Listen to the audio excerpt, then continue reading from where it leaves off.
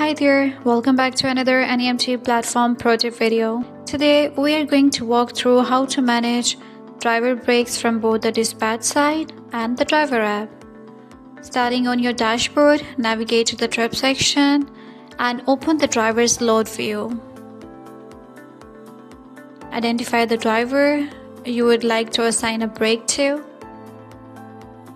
And these are the trips assigned to that driver. Simply click Add Brake within their schedule.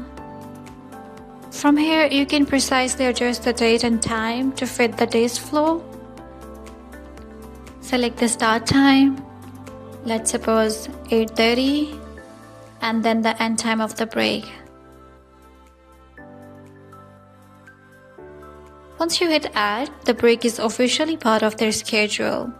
If plans change, you can easily add it or cancel the brake right here.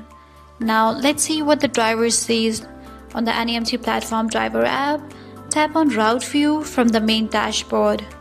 When the driver is ready, they simply tap Start to begin their brake.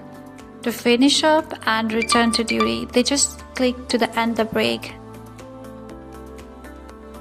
And they will be immediately back onboarded, ready for their next trip.